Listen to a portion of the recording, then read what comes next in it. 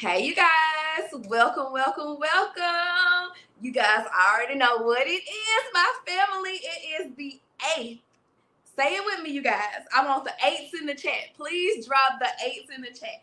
This is the 8th installment. Can y'all believe it? Started from the bottom, now we here. Okay, now for real. Put the 8s in the chat. This is the 8th installment of DreViews, you guys. I cannot believe it. Yes.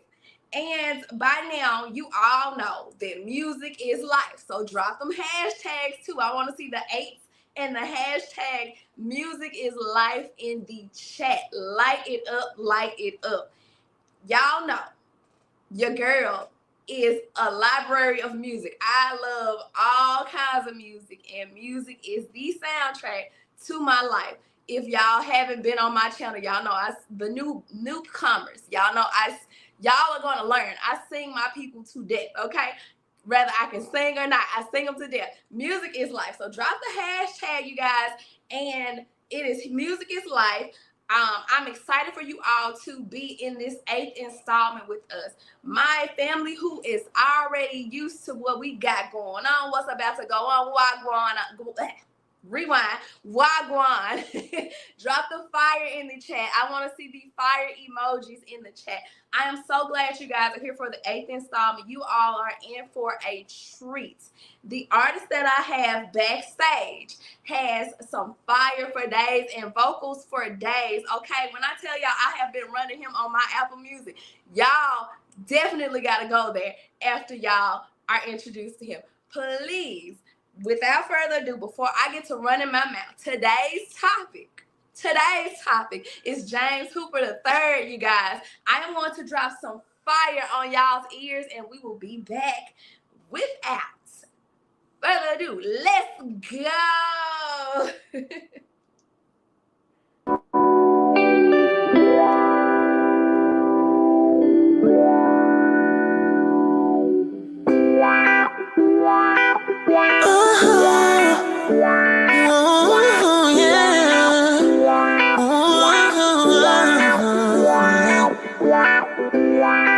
Things fall upon me, and never down on you. Just tell me where I be, and would you be next to me? Would you be next to me?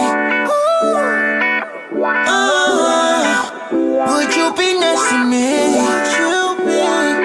Every time the sun comes up, even on the rainiest of days, I've been craving all your love. I wouldn't have it any other way. Keep it real, don't you feel?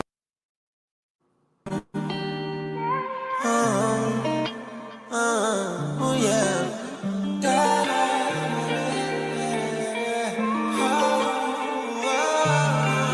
You can get so animated, but I'm always wanting you adjacent.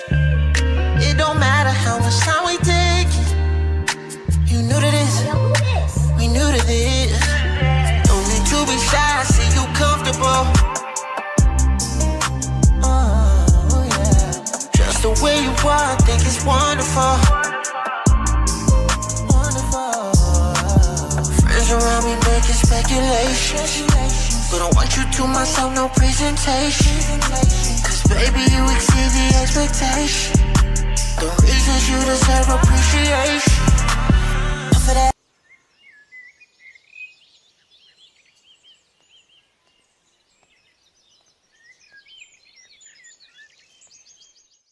So you guys, I know y'all heard that heat. And if y'all haven't already, please drop the fire emojis and the hashtag music is life. I do not want to stall y'all any longer. Y'all drop that fire. Show this artist some love in the chat. And without further ado, let me bring him up to the front stage, you guys. I'm not even gonna hold back any longer. Hey. What's up? How are you? Good. I'm doing fantastic. How are you? Thank you for that wonderful introduction, by the way. I love it. You're welcome. Thank you for the music. When I say I have been playing you literally in my car, and once I get stuck on right here, it's on repeat. I'm like, Thank you. So, I appreciate that. Thank you. Let's go. for those who do not know who you are outside of those vocals, those amazing like visuals, just everything, can you give us your signature introduction if you have one, and then tell us where your artist name came from? Absolutely. Well, as y'all know, I'm James Hooper. James Hooper the third is my full name, but I just go by James Hooper as my artist name. I'm an R&B artist. I'm also an actor. I'm a dancer as well. I've done things all over the entertainment industry, just from songwriting, audio engineering. I've kind of stuck my hand in a lot of everything. My name is actually my name. It's funny. A lot of people think that Hooper is like an artist name. They're like, man, what? Hooper? I'm like, nah, man. And yes, I do hoop. I do hoop as well. But yeah, I just always wanted to authentically represent myself. So I just go by my actual name, James Hooper. And it has a nice little ring to it. Growing up, I wasn't really the biggest fan of my last name, but it grew on me for sure. And now I wear it. Yes, that's what I'm talking about, wearing your name. I think that is the first that I have of an artist having their full name, and I really love it. Just walking in pride in that. And all I was thinking about when you were talking about, like, you literally are the one-stop shop for everything, all talents, was Prince when you said hooping. He had many talents, but nobody knew he actually was hooping. So, yep, gotcha. Okay. So, for the audience, what area do you reside in or make music in? What area? I'm from Atlanta. I was born and raised in Georgia, and I've been here my whole life. Now, I haven't done music as long as I've lived here, but yeah, I've been doing music out of Atlanta. I have a little bit of a network in California too. So between California and Atlanta is where I've been working on my music. Yeah, you're right in the middle of the melting pot. I don't think you even have to relocate. I was gonna ask, did you relocate for music? You right there. I'm telling you. Yes, and I've said this in the previous interview. California has been a reoccurring theme. I don't know what it is about California, but yes, yeah. And Memphis starting to. I'm from Memphis, so like Memphis starting to do the come up thing. Okay, Right. it's been in the game, but it's definitely on and popping here too. So yep. Okay.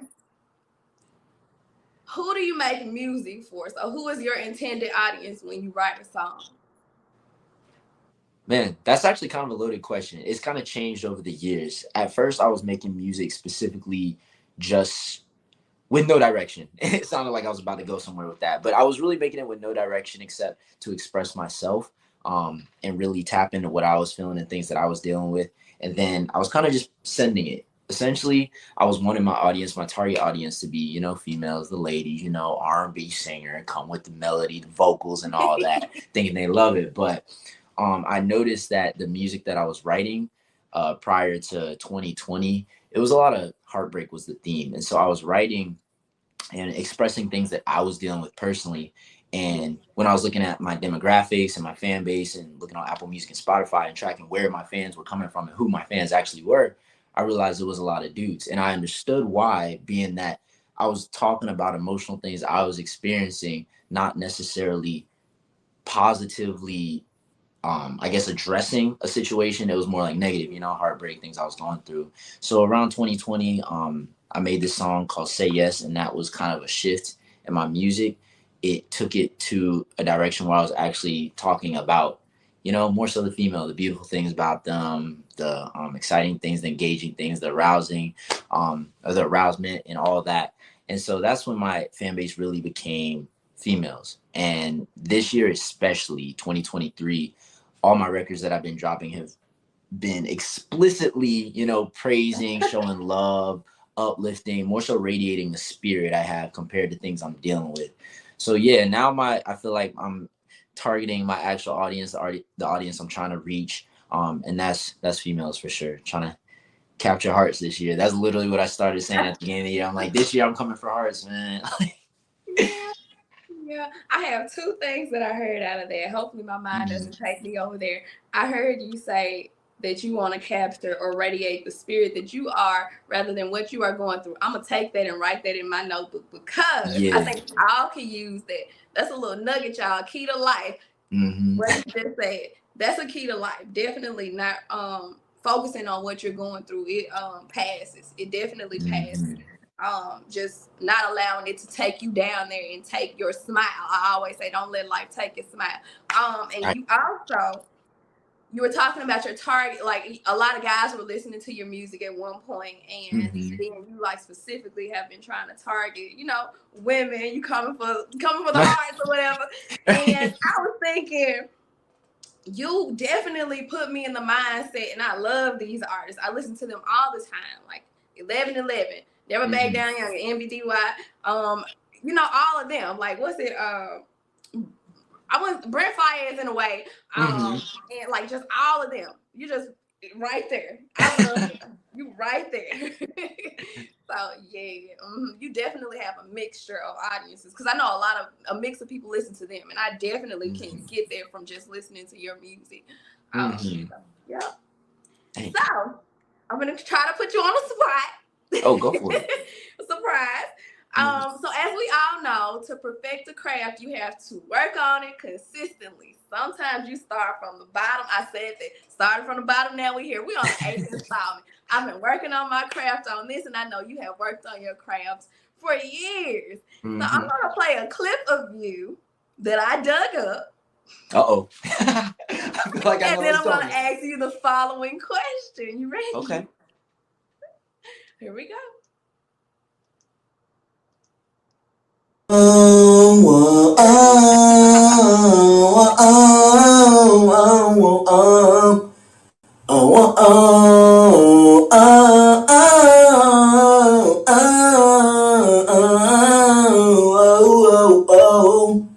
Girl, I've been trying to take hand for the past few days. Even though we just met now, I'm trying to make you mine, trying to find things you like. And I know you are beautiful. So come with me and take my hand, and I'll take you away with me. I'm here for it. Okay. I'm here for it. Okay. I grabbed that because I was like, first of all, the fact that you posted it and you was like, you wanted to show. I saw you saying, this is not verbatim. You just want to show people where you came from, and to show them to keep working on it. Keep working on it if you're passionate about it. I grabbed it because I'm like, that's something that I live by myself. And I'm like, let me just put this up here. So, how long have you been practicing your craft? I see you've been coming for hearts for a long time. Yes. From this video, but how long have you been perfecting it? This is year 10. I'm 27 right now. That video was when I was roughly 16 or 17, and I had just started. I've been doing music like passionately since that age. Was I where I am now? Clearly not. Was I even good? I like to think I wasn't.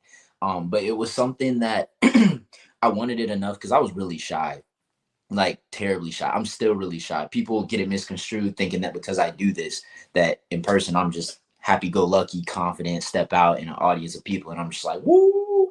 But I'm still very, very low-key. Around people I'm comfortable with, I'm more outgoing. But yeah, it's been a 10-year journey, and that video was taken when I was just, you know, on my old chunky dinosaur laptop, when I was just singing in my room, thinking I was like, you know, I was it. I thought I was gonna get signed when I was making that video, and that's what's mind-blowing to me, is back then I really thought I was just there. But yeah, I actually initially started out by dancing. I started out music production, so beat production. That led me into dancing, and then I wanted to sing, and it kind of all just rolled together. I like to say that was God's plan, you know, because the way it orchestrated and lined up just wasn't what I saw for myself. But yeah, it's been a 10-year journey. I'm self-taught. I just around the house, sounding terrible around the house, till it eventually started to click. Things got better, but it was just that dedication, that knowing it was something I wanted. Like, I was showing friends all my stuff when I was back that young, the beats I was making and the vocals I laid to them. And I remember vividly, two of my friends I showed like my first song ever to, they literally bust out laughing in my face. And one of my homies was like, I mean, I really like the beat, but he had nothing crazy to say about my vocals. So yeah, it's not been the most glamorous journey, but that's what makes it so much more worth it when you can look back, reflect, and be like, this is what my hard work and effort brought me to, you know? But it's definitely been a long 10 years, and I feel like I really fell into my sound about 3 years ago is when I was like, okay, I know I got it. But yeah, it's just something that, yeah, it took me a while for sure, especially really having no guidance. I have a family member who plays piano. She's a vocalist as well. And I think the only tip I really ever got was from her. And she was kind of telling me technique for how to breathe and stuff like that. But otherwise, like I said, I just sounded bad and kept sounding terrible and awful until it started to sound good. And that's why I really believe anybody can do anything they want. Now, how far you can take it, that has to do with a lot of outside factors, but you can sing, because most people like, oh my gosh, you had to have a natural talent for you. And I'm like, look at this video right here. And yeah, it's just a testament though, like you said. That's why I love sharing stuff like that, being vulnerable. And it took me forever to want to share that video, but it was like, I think a couple of years following, when I was like, okay, I know I don't sound bad now, so now it's at a point where I can show it and people aren't thinking, bro, you still sound like that. It's more so there's been a transition, there's been growth, and now it's something nice to reflect on and use to inspire. So It's like the Tiana Taylor that rose in Harlem, grew out the concrete. It wasn't sweet at first, but it is now. Like, right. literally. And I definitely, it resonates with me what you said about people think that I have this big personality in real life. I was a shy kid. And like you said, it's like when you get around people, I'm comfortable with this, so I can easily do this. I'm not in front of a big audience. When I'm comfortable around my people, I'm comfortable around them. And so then that's the big personality. I definitely can relate to that. And I'm glad that you kept pushing. I'm glad you didn't just give up when somebody, complimented the music rather than your vocals. I'm glad that you did not, like, just their resilience in you. It takes anybody far. And the biggest thing is just being consistent and not stopping, which you got it. You got it. So yeah, here we are. So, who are your influences to do what you do? Do you have like an artist, your favorite artist, a family member, or a life experience that influenced you to do what you do? Man, I got some artists, man. My top artist, mad controversial. Oh, Chris Brown. Chris Brown is my biggest inspiration. Okay. Chris Brown, as far as his talent, unmatched in my opinion. Like, I don't really care how people perceive him, but you can't deny his talent. Like, you just can't deny somebody who's talented. Somebody, like, liking somebody and idolizing who somebody is compared to what they can do is two separate things. And so he is my idol as far as what he can do. I've never met the guy. I don't know him personally. You know what I'm saying? And we all know how media works. They make you see what they want you to see, and the story gets twisted.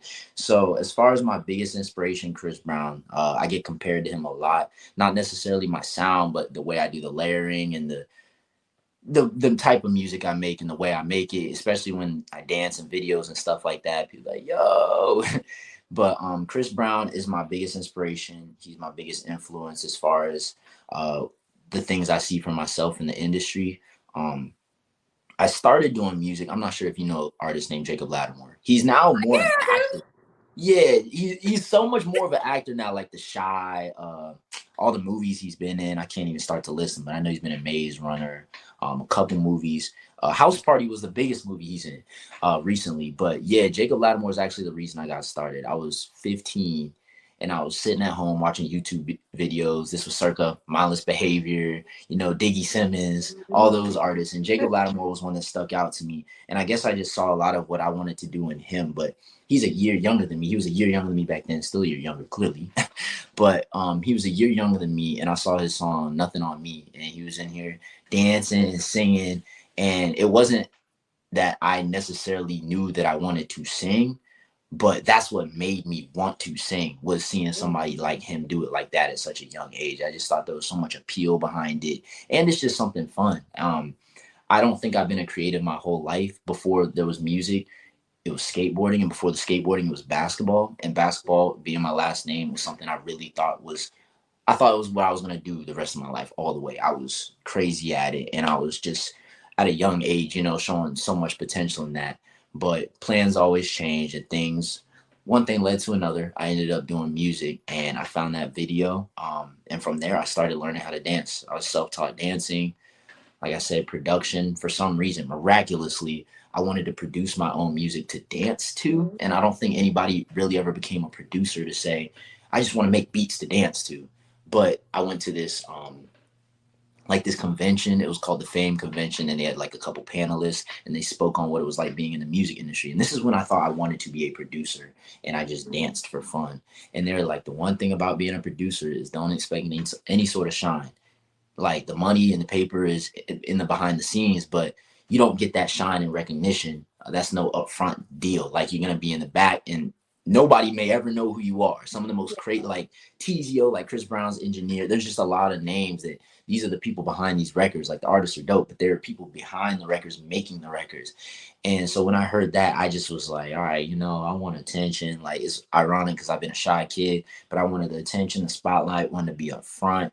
And that's initially why I started music too. It was with a different purpose and intention in mind. It was more so for the glorification, I guess, for lack of a better word of it, the appearance, what you think you're going to get out of it. And so I was simply doing it for attention. And the more I did it, the more I just fell in love with doing it. And so that went out the window. And as I'm excelling in this, it got to the point where it was like, man, now I just love to do it. Like, and I'm realizing that I'm good at it too. And the more like you said, the more I keep going, the more I keep evolving, the more I keep transforming, the more I'm in different rooms with different artists, getting exposure, being in different areas, arenas of life. It just was something that stuck with me and never left. And yeah, I kind of done like I said, all over the entertainment industry. It was just, I walked my way around circles and circles around what I wanted to do until I landed right on that target. And I feel like that was the music, because I still do all these things, but it's not like I'm out here at dance studios all the time. It's not like I'm out here acting like I used to, but the music is, man, that's like my first love. And I really fell in love with just singing and just performing. I'm a whole different person going on stage, like, shy behind the scenes, but light up when you have that, captivate the audience. What's so appealing about music to me is the fact that you're so in control of how people feel, and it's really up to you. And there's so much power in that, not in like a negative connotation, but there's just so much power. You can really make or break somebody's day. And a lot of the time I have people that just reach out to me and just, it's like, bro, or sweetheart, I wouldn't have even imagined that was the type of impact I was making on you. Simply just telling my story and preaching about things I'm going through in the music that I just love to make. So once I started getting that reaction, it was almost like validation, you know what I'm saying? Because we can find so much validation in ourselves to do things, but we can really only get the validation we need from God. And then other people will give that to you. And so, you know what I'm saying? I just felt like I was starting to fulfill a purpose for more than just myself. But when people started taking notice, it's like, man, I'm actually impacting y'all. That's crazy. Again, you draw some nuggets. I have two things that I want to say. You said you dropping a lot of them. And pause right here on audience, you guys. Make sure you guys are dropping hashtag music is life. If y'all cannot tell, music is definitely his life. Yes, drop that hashtag. And you guys, if you haven't already, find him on Instagram. His Instagram is scrolling across the screen at the bottom. You guys, make sure you find him on Instagram. Yes, at the bottom of the screen. And so you said that Chris Brown is one of your major influences. You did say Jacob Lattimore. I'm surprised you named him. Not a lot of people name him. I love him as well. Slept on, man. That boy is slept on. He's just been doing it for sure. And I said that because I can put you in that category. When I say I play you in my car, I don't skip a song. It's not many people that I just skip songs. It's hit after hit after hit. I'm like, oh yeah, he doing it. He is doing it. You guys, we will be dropping his music information at the end where you can find him as well. But definitely, if you haven't already, please add him to your playlist. You will not regret it. I do not skip a song. Missy Elliott, one of the ones, you don't skip her songs. Like, it's like certain artists, you just don't skip a song. I have not skipped one of your songs yet. And it's just thank you so much. And if I can name all of them, I will. If you saw my Apple Music likes, like I'm just listening. Okay. And also you said something else that I resonate with it. I was doing this for the attention at first, years ago, YouTube. And if my YouTube wasn't as, it's growing. It wasn't as big as it is now with the people that I'm connected to, and just getting that feedback. I love doing it now. I had to take a step back from doing it for the attention. And then when I came back, I'm like, oh, I love doing this. And I get the feedback. So I definitely get that. Like, I do it for me because I love it. But it's always good to hear the good feedback. And it just keeps me going. It keeps me going. And so, yeah, I can definitely relate to that, what you said. And with that, we have our first game time. Yeah, let's do it. Hear my old Price is Right music. I have like some corny music, but it is. That's fun. Okay.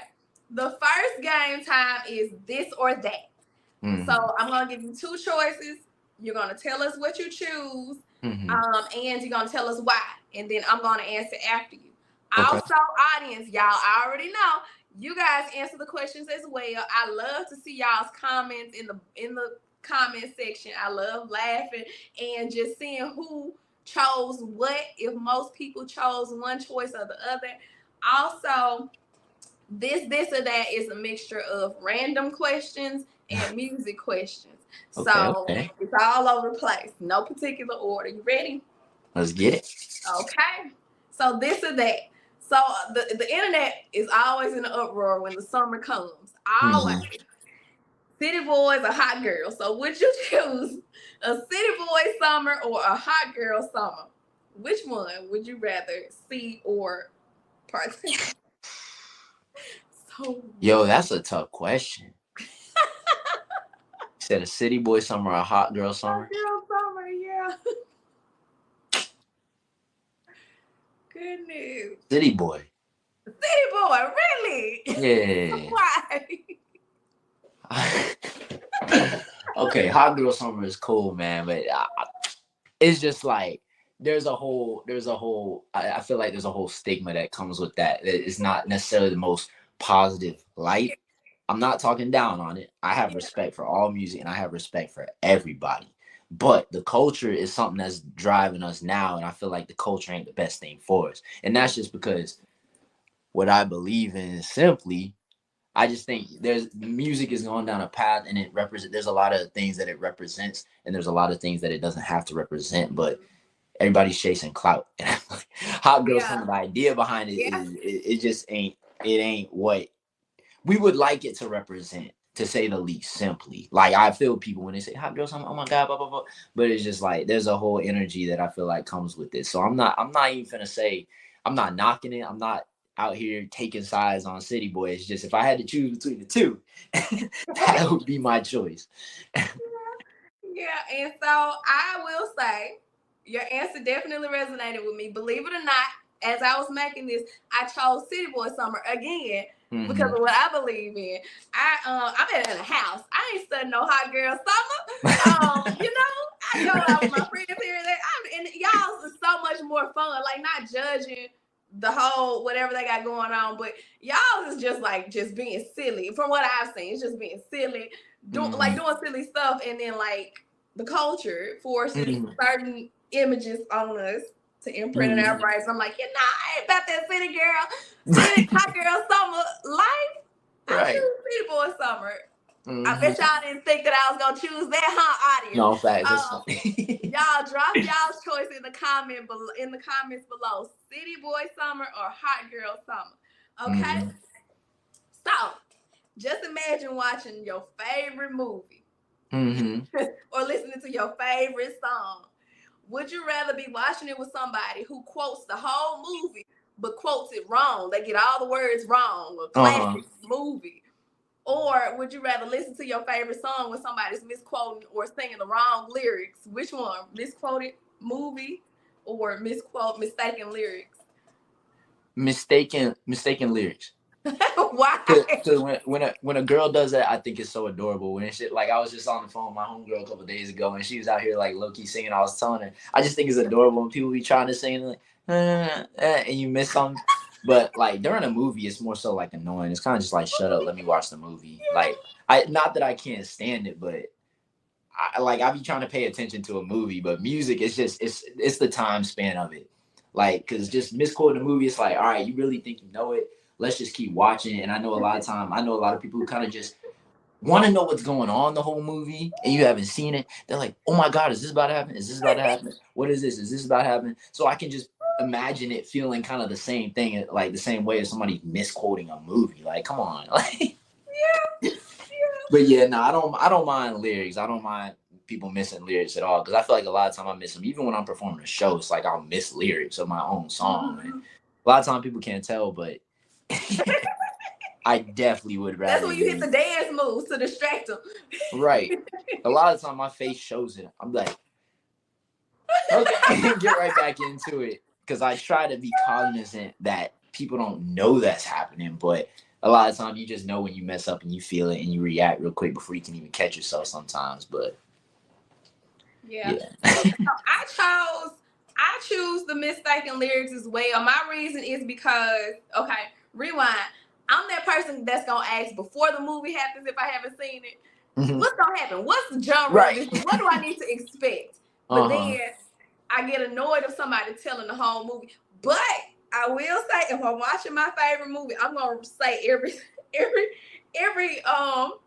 what's it? Word for word. I just can't help it. But I will choose mistaken lyrics because I think all of us do this. We do our twist. It's been songs that for years I've been saying the wrong lyrics, and I'm finding out now. I'm like, oh, it didn't say that. Right. Oh, okay. And half the time we don't even know what they're saying. We kind of just go through it and just listen, and then you finally pull up the lyrics on Genius or on Apple Music. You're like, there's no way that's what they were saying. Like, I can't believe that's what they were saying this whole time. Like, that happens for me a lot with one of my favorite artists, Lil Baby, too. Lil Baby's one of my inspirations as well. Just, you know, I had that rap album, Elevate, too, and that was me bar for bar. But a lot of the time, man, I'm listening to him, and I'm just like, yo, I know you didn't say that. Like, and I don't consider him a mumble rapper at all. Like, I think lyrically he's so intelligent. But that still don't mean here and there you mumble something. You know what I'm saying? That you don't mumble something, then we can't catch it. That happens to me so much. And then I do, I get to singing on here, just doing random karaoke because I'm silly. And my people be on here singing with me. And I'm like, oh, those not the lyrics. Like, I'm reading them. I'm like, oh, no. That's funny. And now I keep singing. But, okay. The next one. Would you choose? This is depending on your mindset, it's a tough question.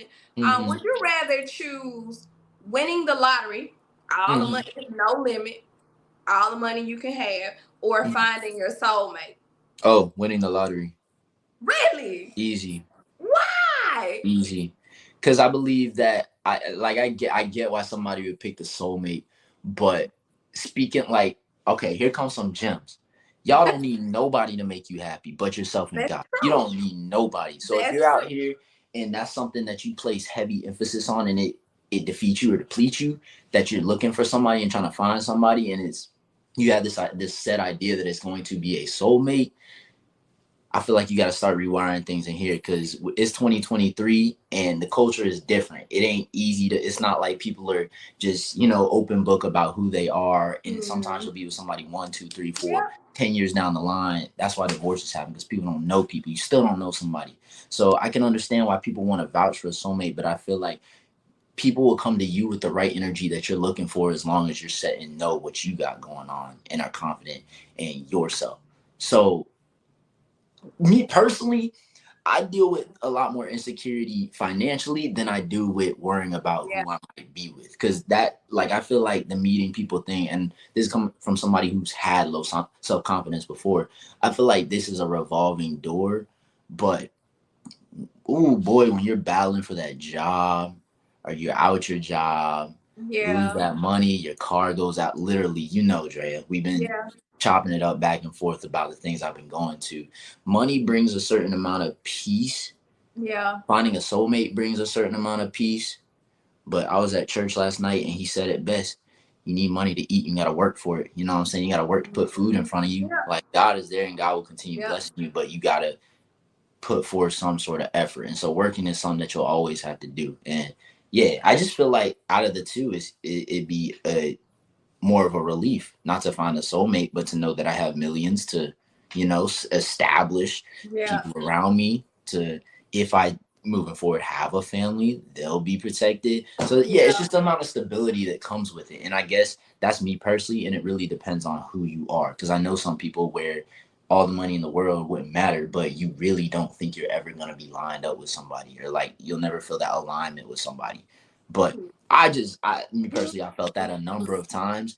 And when it goes snip, when somebody goes snip, snip, it's like, all right, yeah, I feel it, it hurts, whatever. But there's a million and one other people out there. You know what I'm saying? So yeah, soulmates are everywhere, and I don't believe in just one. I believe there's a lot of people you're compatible for, and I believe to have a healthy relationship, there's a compromise, and you just gotta find somebody who's willing to meet you right here, because you can't be one person in a relationship. It doesn't work with just one person. That's the problem. Don't even get me started on that subject. But that's You just the look. problem.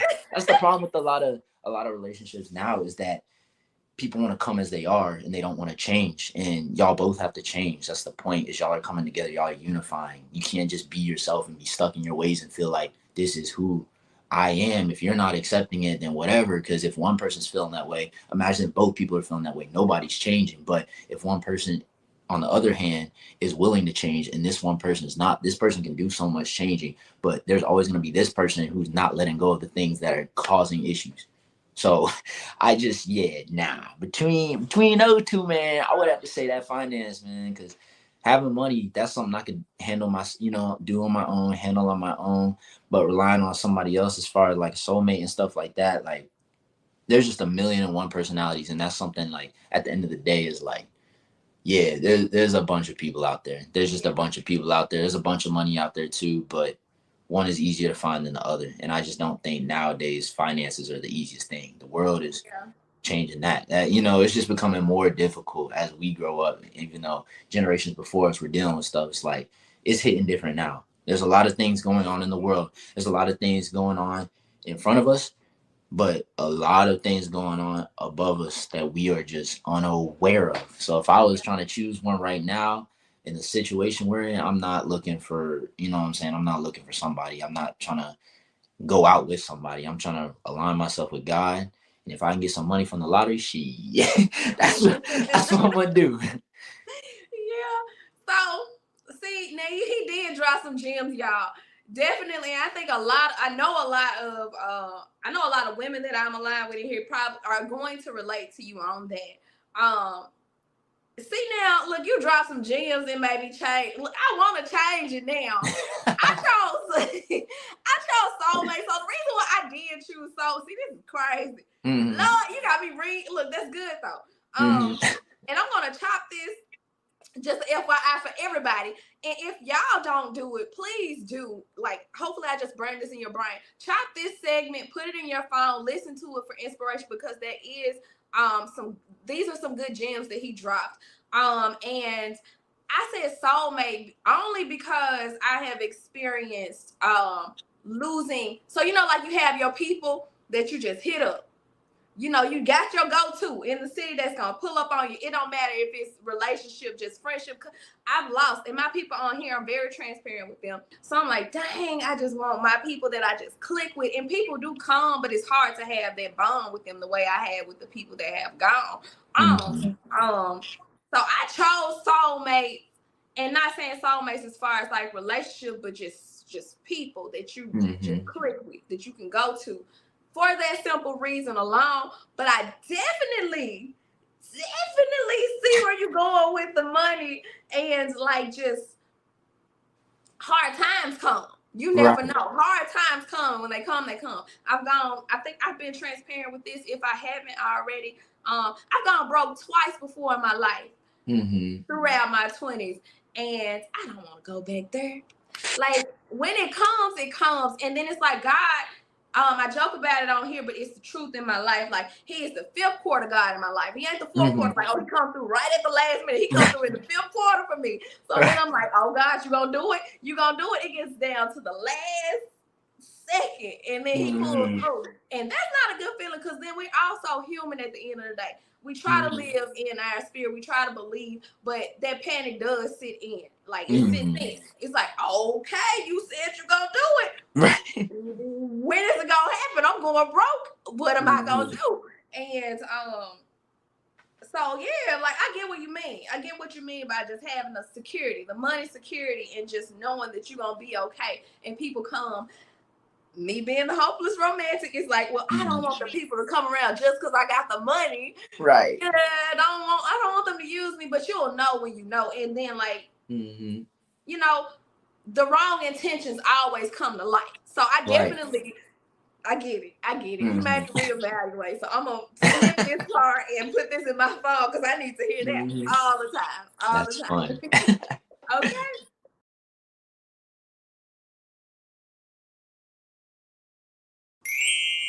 For everybody who is just joining this interview, you guys, I'm gonna drop some hot heat for your ears.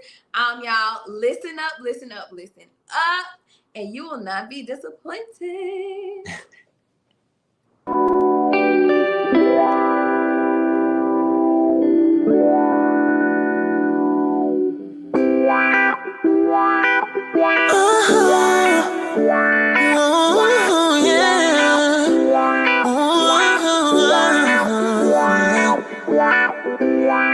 Things fall upon me and never down on you. Just tell me where I be, and would you be next to me? Would you be next to me? Would you be next to me? Would you be? Every time the sun comes up, even on the rainiest of days, I've been craving all your love. I wouldn't have it any other way. Keep it real, yeah. Don't you feel?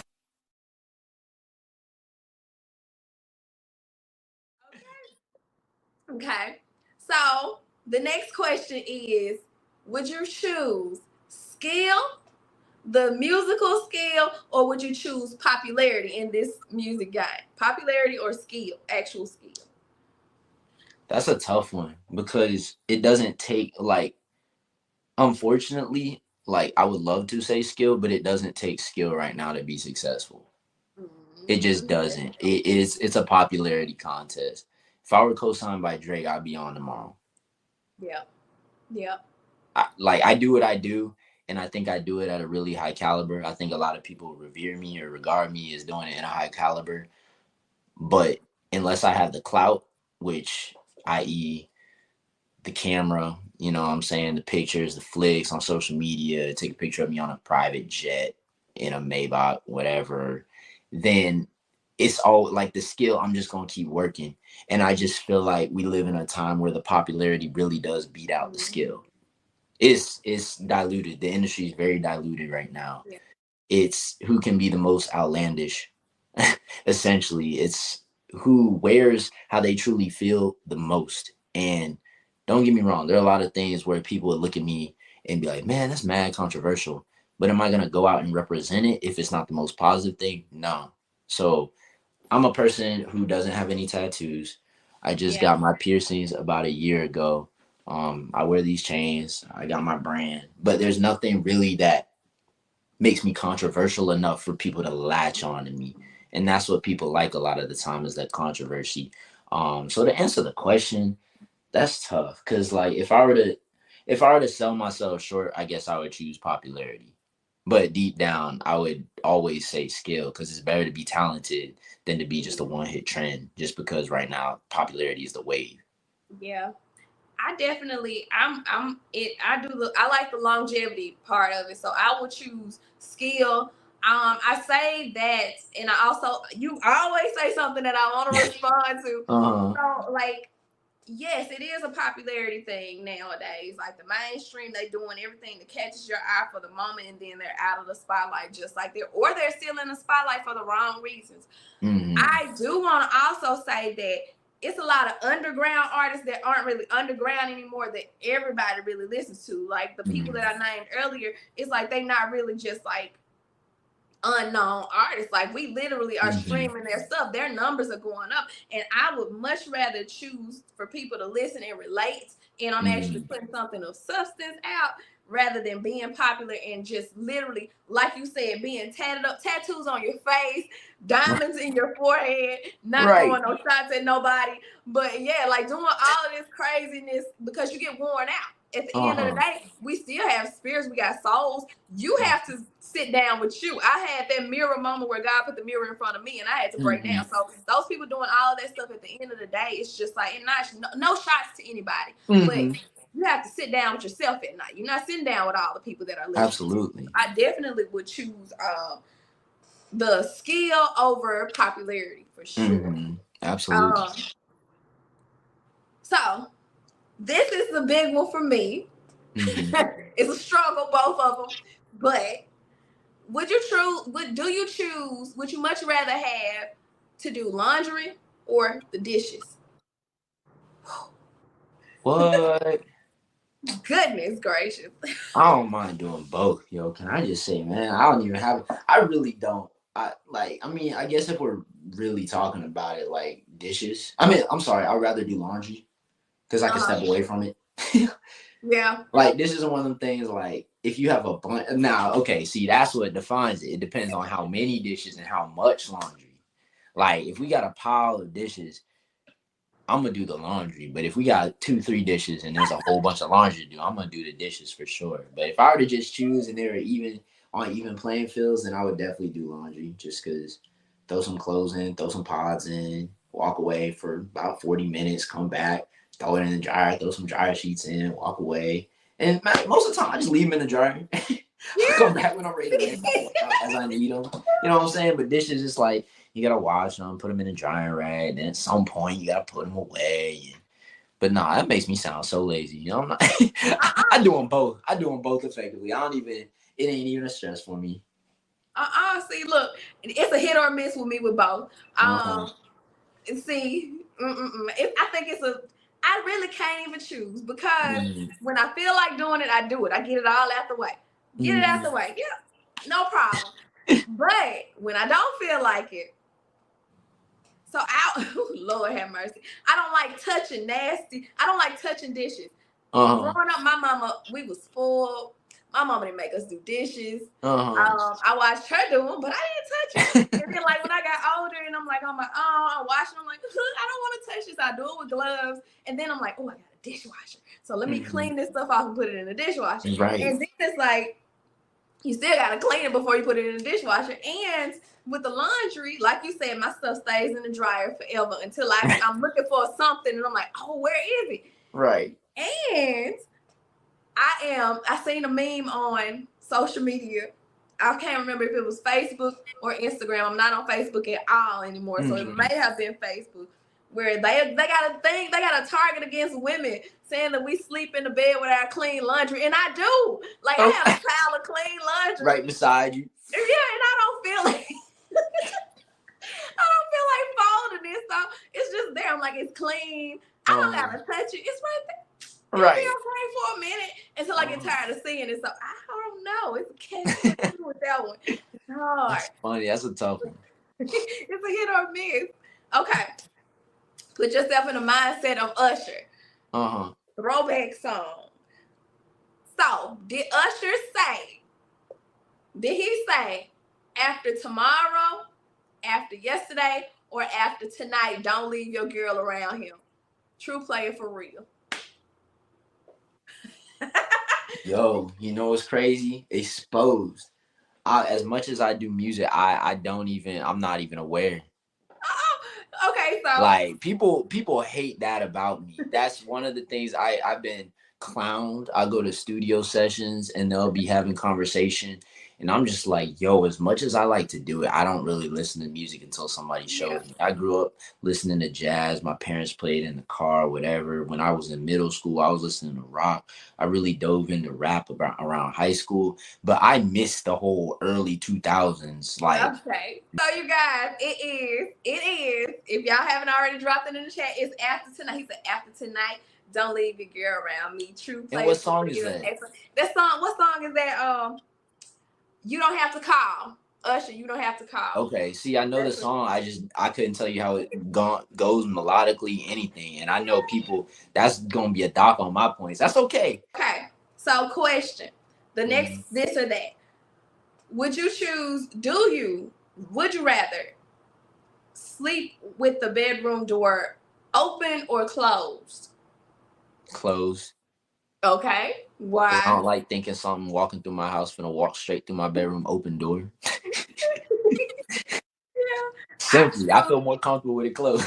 Yeah, I choose closed. I lock my bedroom door. I don't play, and I'm the only one. Look, I lock my bedroom door. Who coming in here? Nobody. Right. They have to fight to get to me. Okay. Mm-hmm. And I sleep deep, so then I have time to wake up and get myself oriented. So, Mm-hmm. Okay. I feel like that's like I feel like a serial killer would sleep with their door open. Right. I'm telling you, but also like it sounds bougie, but just to regulate the temperature in the room.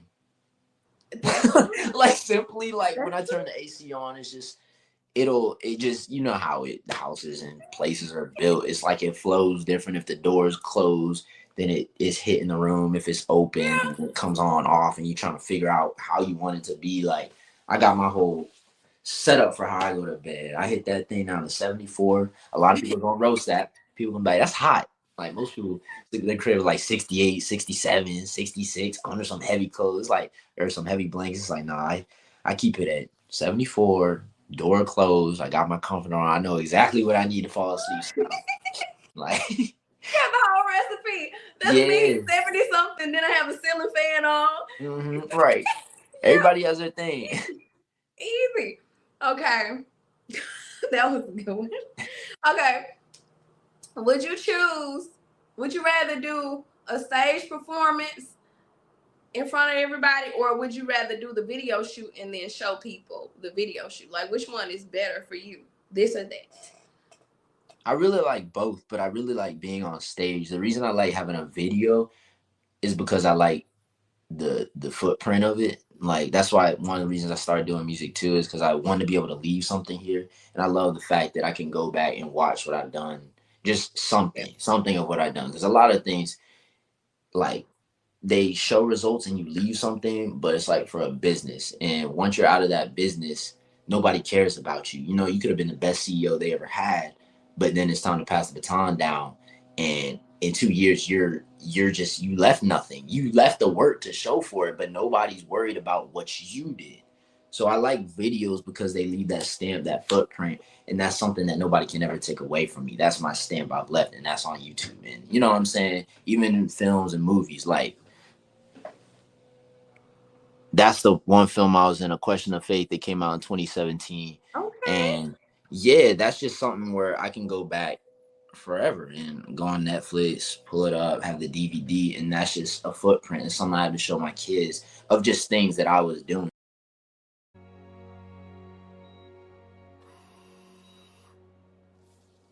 I admire your strength. I do.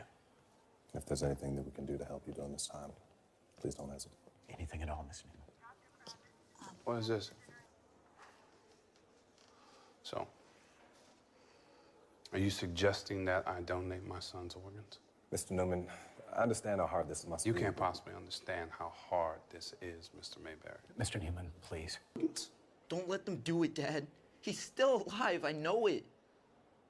Mom, please. No one is touching him. That's our baby in there.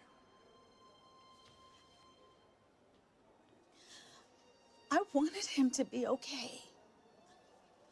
I wanted to hear him say my name and smile his big smile.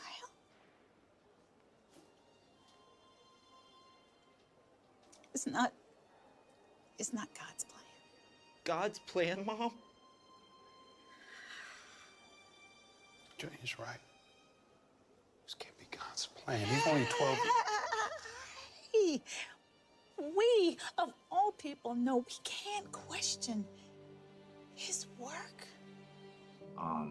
But I love being on stage, and I love like the presence of it. So if I was really choosing, I would say performing because I love to feel that organic energy. I love being right in front of people. I love lighting up a room.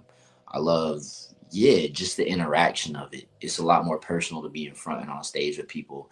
But a video is always cool, and I feel like people kind of swim to the videos. People gravitate towards seeing something crazy because videos make you a lot more lavish a lot of the time than things really are. Like my improvised video, it perceives this whole life that I really don't live, like whipping a BMW in the city, high rise, party, all my friends. It's like that is just a video, but it really, yeah, it's a facade almost, and stage presence is really you. Like we see people in their videos, but then you meet them in person and they're complete jerks, whatever, you know what I'm saying? And you think that, oh my gosh, this person is this incredible. Like just because you're talented doesn't mean you're a good person. And I feel like a lot of times that gets misconstrued. Like, so definitely stage performance because you really get a vibe for how somebody is. Okay, so I chose stage as well, but again, you said something that I gotta elaborate on. I chose stage because of the energy. Just in the moment. You know, like I told you, I struggle within the moment. So I feel like what better, like in the moment, like energy field thing is there than being on the stage or whatever. But I know you said something about people not living the life they portray on those videos, like living lavish and all that. I saw something on Instagram, and I never noticed this all my years of my life until I saw this video. Do you know who Busta Rhymes is? Of course. So Busta Rhymes, he has a new video out with this girl named Bia, and it's a green screen in the back, just green screen. And I was like, hold on. So I'm like, okay, Busta got a green screen, but when I went back and looked, I'm like, he's never did the lavish videos. He always had like a green screen in the background, so he's not putting on for anybody. First of all, you staying rich, sir. You got a green screen, put in everything. Like that's so smart. I think the only one where he really just went out was when he was in videos with Mariah Carey, but beyond that, he just had green screens. I'm like, even with Janet Jackson, they had like a green screen. Like what? What? So definitely get where you coming from about like people trying to live their life. But Busta, I was so shocked. I'm like, Busta ain't even trying to live it. Like he owe money and he is literally keeping it. Right. So the next question is, would you rather save 100 strangers or one loved one? Ooh. If you had the choice. They were both in front of you. I'd have to ask God on that one. Yeah. That's crazy because it that's just one of the ones, it depends. Like, because there's loved ones that I'd be like, man, all right, you would love them, but like 100 strangers, man, that's 100 people who have potential to change the world compared to the person I know you are. You know what I'm saying? As a loved one, but then it depends on the magnitude. Because if that loved one was somebody like, oh, I don't know, some philanthropist or some scientist that was making revolutionary discoveries, you know what I'm saying, changing the world, then I would be like, yo, compared to 100 people who aren't doing anything, like, of course. So that one's tough. But if I were speaking from my heart, I would say 100 strangers because that's just more than one person. Yeah. Like 100. Like we're not talking about 8 people compared to one. We're talking about 800 people. Like I would feel sick if I, you know what I'm saying, if it were a cliff and I had the one person in this arm and 100 people dangling this arm, I'd be like, yo, I would feel terrible watching 100 people go. So that's a tough one. I don't think I even thought about this one. I don't even think I thought about this one, but in the moment, shoot. Goodness. I didn't think about this one. That's a tough one. You're right. I will be praying in the moment. Like you said, if I'm hanging on to one person and 100 people, like, Lord Jesus, please. Or I would try to toss my loved one over to the, like I'm cheating, toss my loved one to the side. God give me the mic to get them all. What's 101? What's 101 close compared to 100? Yeah, that's a tough one. I didn't think that one through. The next one, the last question for this or that. Would you choose to go to a concert of your favorite artist or your favorite sports team sport game? Concert. I'm not big into sports at all. I get roasted so much because I couldn't tell you who's doing what, and who's in the playoffs, who's in the Super Bowl. Like, that's one of the things that's always suck, because you go, and that's one of the things, especially in business, they say it's important that you know about current events and little things like that. It's important as far as being able to relate and communicate with people, especially in sales, driving a sale, if you can meet somebody on a common ground like that. But sports is something like, I play basketball. I've had favorite players. Dwayne Wade was one of them. Kobe, LeBron, whatever, Trey Young. Like, so I'm aware of what's going on, but I just do not keep up with it at all. I don't want to sit in front of a TV for 2.5 hours when I could go out and do it myself. I don't want to sit here and watch some people play. It just doesn't intrigue me. Like, I'm not trying to dock anybody for watching sports. I'm not trying to dock anybody who likes to play video games for hours. I'm not trying to dock anybody who likes Netflix, watching TV, whatever. But that just is never, it's not been me. Like, at the end of the day, in my downtime, I might sit down and, you know, watch something for 30 minutes, an hour, but I'm not even watching it. I'm sitting there and it's just on and I'm on my phone. I definitely, I would choose a concert. I like the energy. I used to try to get into sports, but that was years ago when I was like dating a guy that was into football, and I was like, I'm trying to learn to play. I don't know nothing about no sports, none of that. Every time Super Bowl comes around at my job, everybody got on their jerseys. They have like the spirit weeks, like, where your favorite football team? Right. Like, they ask me like, what's your favorite sports team? And I never say my favorite. I'm like, well, I know the Patriots and the Green Bay Packers. They like, what's your favorite? I'm like, oh, and the Giants. And I'm just naming teams, but I don't know who's good, who's not. I don't know. Right. I just will be watching them toss a ball down the field, okay, in every sport. Like, okay, ball. That's so fun. yeah. But I really do wish I could get into it, because it's just, you know, everybody has those things where you see 1,000,001 people doing it, and you feel like that one outlier that just doesn't understand it. And unfortunately, it's just something I never understood. Like, in high school, even, my friends and I, you know, be betting on sports, whatever. And I'm just like, dude, there are 30, 40, 50 teams in the league. How do you know the stats of each dude and what pass they dropped and how many tackles they had in this season, and how 3 years ago he wasn't playing this and they traded him for that? It's like, it's impressive to me that people know that much about sports. And with that, that was our first game time. That was a good game time. That was really elaborated on all of the questions. Okay. Can you give us, so I'm kind of going to put you on the spot. I hope you're ready. Can you, or are you willing to give us a sample of your talent? Absolutely. Okay, then. You guys drop the fire emojis, #music is life in the chat. Give me a little suggestion. What you want to hear? Original, just a little cover, something. Oh, we get a choice. We get a choice. This is the first time, okay?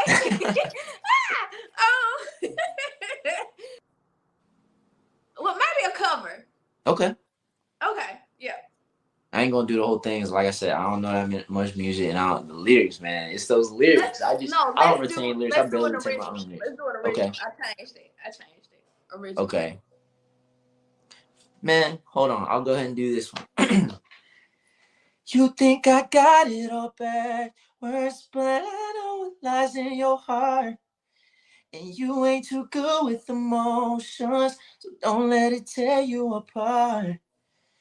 And life could be oh so much better than this. Baby, I know that you're fully aware, so just face all your deepest fears. It's so clear that right now I'm right here. I'm right here for you. Ooh, that song's a hard one. I'm falling for you like September, slowly moving into winter. Girl, you're the only one I want right now. Right here. I'm right here. I forget how much, like, I punch. I'm one of those punchy artists, so I punch a lot of my lyrics. But that one, yeah, that one's a cool one. And I be sounding like Snap, Crackle, and Pop in the car singing this song. I don't sound nothing like that, but I know the lyrics.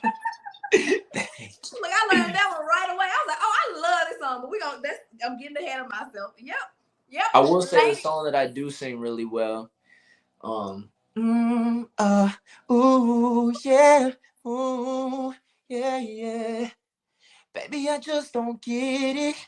Do you enjoy being hurt? I know you smell the perfume, the makeup on the shirt. You don't believe his stories.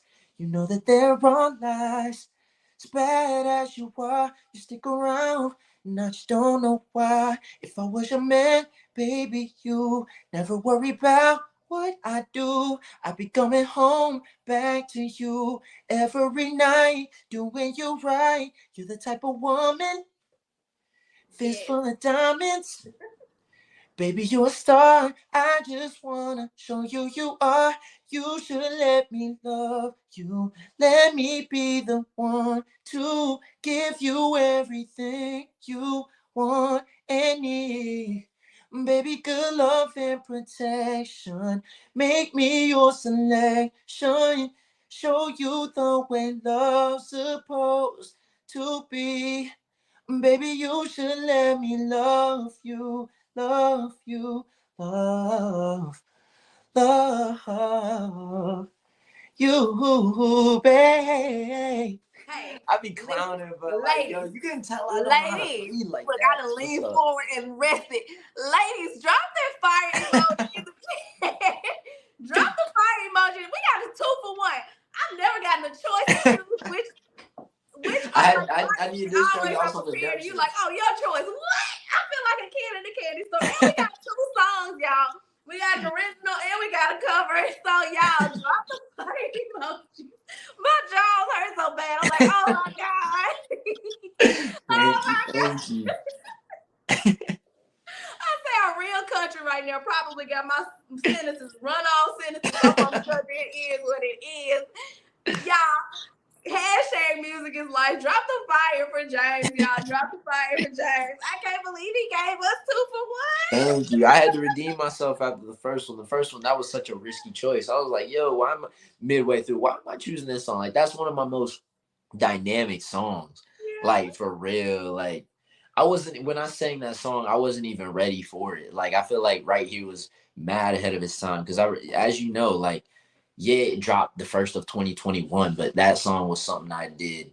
I think August of 2020 is when I started that song. And the whole I'm falling for you like September, especially the slowly moving into that was like when I was singing, I was like, it was That like the was auto-tune was good. carrying me on that. But of course, as I've known the song more and performed it, I've gotten accustomed to that flip. But that song, the dynamic of it was mad challenging when I recorded it. And there are things I hear now where it's like, man, I would have, if I were to do that song now, I would have really did it up. But yeah, I love that record. That's one of my favorite records. And every winter that comes around, I'm like, it's that time again. So,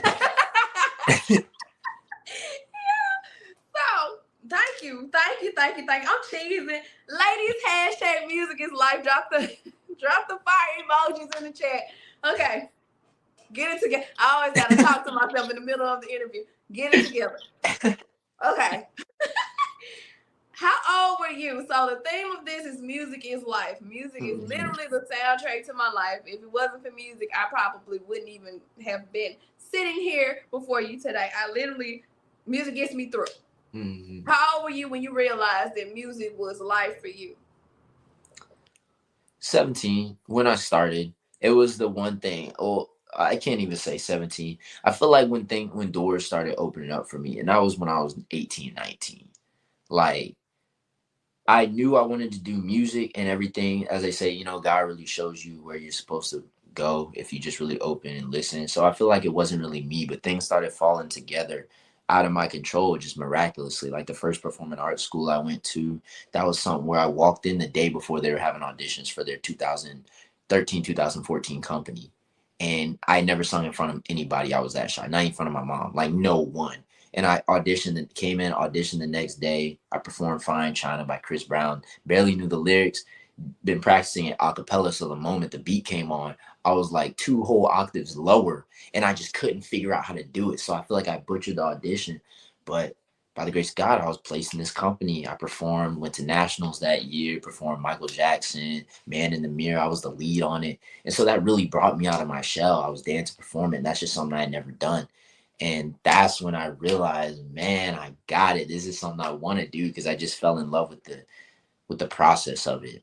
And I really ain't even been in a studio like that yet. It was just like I've been performing and just singing and doing this and that. But yeah, honestly, when I was 18, 19 is when things really started to set in. That's when I started acting. Mr. Danny, shout out Mr. Danny Lucci over at RISPA. So performing art school here in Atlanta. He was like, so what do you do? I was like, I sing and I dance. He was like, what you gonna do when you're not on tour making music? And I was like, man, I don't know what you trying to get at. And he was like, you need to act. So then I got into acting, and by the grace of God, I got my first agent when I was 19. I had never acted before in my life. I found this agency that essentially put you in front of agents. They're called 21st Century Entertainment. Heard one of them radio ads. It was Disney, or it was on not on Disney, but it was a radio ad. And like one of the ones you think is corny, you know what I'm saying? They're scamming kids out their money. If you want to be alongside Selena Gomez and Zach and Cody and do this on Disney Channel, then you need to call here. We put all these actors, blah, blah, blah, blah, blah. And I heard that radio ad, and I just called it. And like I said, a lot of the time you think those things are scams. You pull up in a hotel and audition, and I blew them away. They're like, we want to work with you. And what they do is they have showcases biannually, twice a year, and they put you in front of agents. You do like a couple workshops. They gear you up, prepare you. You practice, recite a monologue in front of 6 or 7 agents. So you're getting the direct connect in front of them. And the first showcase, got a couple agents call me back, didn't land an agent. The second one, I got signed on the spot. And by this, it was called Babes and Bows at the time, but I forgot what they changed to. But I think maybe B&B. I don't know what they were called after. But yeah, I got my acting agent, and I landed a movie a year later. And so that was I'm saying all that to say doors open up mad quick, and it was all for the goal of the music. And it just felt like, yo, I'm going in the direction that I was meant to go in. I haven't pursued anything as serious as I pursued this music. And to me, that's a testament, you know what I'm saying? How hard you go for something. I've had passion for a lot of things. I've been passionate about a lot of things, but this is the one thing that really has inspired me, made me. Like I said, I was an insecure person. Through music, a lot of the things that I felt negative about in myself were revoked, taken away, confidence instilled, talent, provided. And I've just been able to do a lot of cool things, like travel because of music, travel because of film, and places I've never been before, out of the country. Bermuda, I went for the film, traveled to LA, met with a lot of dope connections. A lot of people from Jason Derulo's camp I started working with. The videographer out in California, got acquainted with him. He's one of my good friends. Shout out Will Flex Fernandez. He let me stay with him. First time I flew out there, didn't know him at all. I just wanted to shoot a video, and I just stayed with him and his wife, and they, made a home for me. We were out all around the wee hours of the night in California, Hollywood Boulevard, Walk of Fame, Universal, just shooting a music video. And I was like, man, what? I'm out here in California shooting a Hollywood video. What? Like,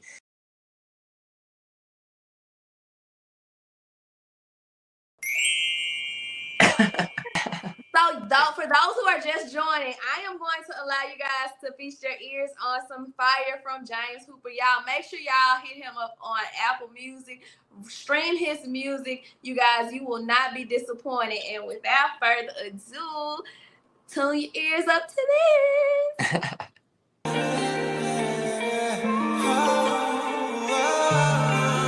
You can get so animated, but I'm always wanting you adjacent. It don't matter how much time we take. You new to this, we new to this. Don't need to be shy, I see you comfortable. Oh yeah, just the way you are, I think it's wonderful. Wonderful. Friends around me making speculations, but I want you to myself, no presentation. Cause baby, you exceed the expectation. The reasons you deserve appreciation.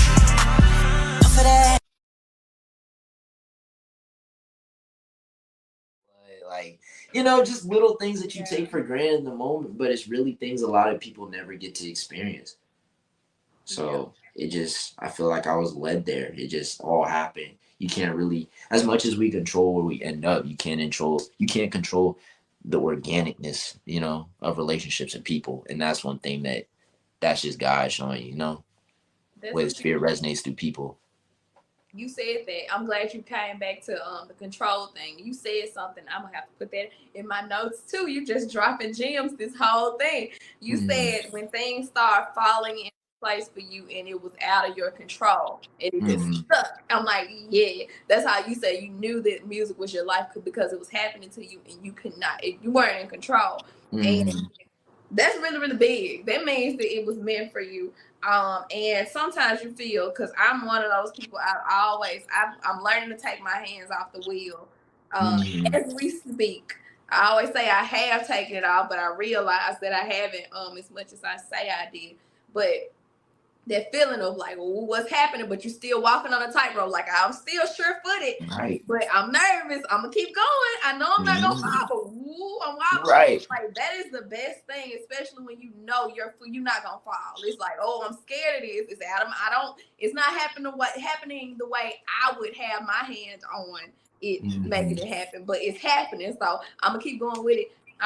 That means that it's meant for you and you just keep going, and you have, and that's a good thing. So yeah, it definitely is meant for you, and music is your life. Music was meant for you. Absolutely. Who gives you motivation to keep pushing? Or what? The motivation to keep pushing is funny because it comes from two different things. It comes from my family to be successful. It comes from, and when I say my family, I mean family that's here and not here. Not family that's passed away, but family that's here. My parents, my friends, family that's not here. My future, future wife, future baby, future kids, whatever. I mean, my circle, everybody around me. But at the end of the day, I keep going for myself. I keep going because I know that there's nothing I'd rather be doing on this earth than making the music that I love for the rest of my life if I have a choice in it. That's enough. You know what I'm saying? We all wake up in our own situations. You have a situation I'm not aware of. I have situations you hear about, you see, you are aware of what I've been doing, on the surface, but there's situations we all wake up into, and that's our reality. And it's up to us with faith in God, pursuing God and pressing in on, leaning in on God, but it's up to us to make those decisions for ourselves. And I just don't, like I said, I go to work, I work a job like a normal person. I'm not going to say what I do, I work, like people think I do the music, like, man, you got to have it all. And I'm just like, bro, once again, that facade, I take good pictures. It looks good. It looks good on text. But if you're to sit down and talk with me, there's a million and one things I battle that people wouldn't imagine I'm dealing with. So I keep going because I want to get out of those situations. And I mean, like I said, I lean in on the people who inspired me. I want to be just as much of an inspiration. Like, as much as important I am to people who support me, they're important to me too. And I get some pretty dramatic DMs, some really dramatic ones where it's like, yo, I woke up today and wouldn't have done, like, I wouldn't be myself or be here, let alone, and I listen to your music. And I know that somebody out there is experiencing going what I'm going through. And that brings me simple comfort. And I'm just like, whoa, like, you're going through something. Like, I think I'm going through stuff and I write about stuff I'm going through. But the magnitude of what people who I'm impacting are experiencing, a lot of time I sit back and I'm like, whoa, thank you for sharing that with me. Like, because it gives me a whole different perception on what I'm going through. Like, man, I'm blessed. I'm blessed, and you're going through stuff. So I'm motivated in a lot of ways, but at the end of the day, I'm doing it for the satisfaction that it brings me, the comfort that it brings me, the peace that it brings me, the things I can do for other people, the things, what I'm saying? Like, my purpose is to inspire, not for myself, but to radiate God's light and show people that there's really positive things, because we live in a world of negativity. Like, everything on this earth is just not it. Like, no offense to what people got going on, even all the successful people, but everybody's chasing a platform, chasing the wrong things. And it's just, like the things we glorify and the things we chase. Like, yo, I hate getting into it, man. But something as simple as the way we're up, like our upbringing. It's just there's an order to it for sure, but it's not it. It's not what our purpose is on this life and on this earth. Like, Yeah. So I'm going to quote some lyrics from one of your songs, and I want you to tell me what you were thinking when you wrote these lyrics. okay. Okay, so you got songs like Appreciation. You have Don't Wanna Fall. You have Stuck in a Dream. And of course, I have been bragging this whole time about Right Here being on loop. As I listen to all your songs, I always stop on that one because it really resonates. So I'm gonna read the lyrics, and I want you to tell me what were you thinking when you wrote these lyrics. Okay. So you think I got it all backwards, and forgive me if I got the lyrics wrong. You think I got it all backwards, but I know what lies in your heart. You ain't too good with emotions, but don't let it tear you apart. And life could be so much better than this. Baby, I know that you're full of your ways, so just face all your deepest fears. It's okay that right now I'm right here. What were you thinking when you wrote these lyrics? So a lot of my songs, it's from the standpoint of like, I can't have the girl I want. And Right Here is one of those for sure. Like, just, okay. So with that one, it's kind of like, you know how you've been going through something with somebody. And a lot of time it's like I said, it's somebody you can't have. And this is somebody you're close to, share a lot of things in common with. And it's almost like saying, I know what's going on with you. I know how you're really feeling. I know the things you really are looking for. You might not see them in me, but I know what you're looking for. You think I got it all backwards, but I know it real. Like, I know you. And like, just a lot of the times too, like, not calling out people, but on one side of the relationship, somebody usually isn't the best with their emotions. Somebody's not as good with their emotions. That's true. And it usually, the most, like, being too emotional usually just ruins things. And I'm not saying like emotional, like, oh my God, you love too hard, you love too much, or we're under each other too much. But just when you don't handle your emotions correctly, somebody gets torn. Like, either you're tearing yourself apart or you're tearing the other person apart, and things can go south from that. So in a nutshell, that whole like song is like, I'm saying I kind of know you so well, and you can't even see that I'm right here. Like, I've been falling for you for so long. Like, and of course there's all the metaphorical, like, I'm falling for you like September, slowly moving into winter. That's essentially like the time of year everybody gets in that zone. It's cuffing. Yeah, exactly. So that song was kind of just like this plea, like saying like, yo, I know you. I get who you are. I see you for who you are. Open your eyes up to me because I'm right here. I've been here. Like, simply. So I like this song a whole lot because, like you said, you tapping into emotions for sure. But it just resonates because it's like, I haven't heard. Let me tell you something. I may have missed it because I really like this song. So it might be like a brain block, but I don't think I've ever heard a guy in a song saying that, I know you're full of your ways, so just face all your deepest fears. Like, first of all, what guy is bold enough to tell a woman, like, I know you're stuck in your ways, but you need to face your fears and you can express yourself to me, basically. Because women do. We be stuck in our ways sometimes. Like, I have been stuck in my ways so many times. And I'm able to admit that now. But like, what guy says, like, I know you full of your ways, but face your fears, express yourself. I'm right here. I'm like, okay, then I like this. I like this. That's funny. Thank you. Yeah, I like it. I was like, okay. That's why I like this song. I'm telling you, I'm not just saying this. This song is on, y'all, right here. Put it, Apple Music, James Hooper. Just say, James Hooper, play right here. Y'all will not regret it. Listen to that song. That's one of my favorite records I've done too. Like, I have those ones that stick out, and that definitely was one of those ones for me. Yeah, and then it's like, go ahead. I'm sorry. Oh no, I was just saying, yeah, that was one of the ones for sure. But continue.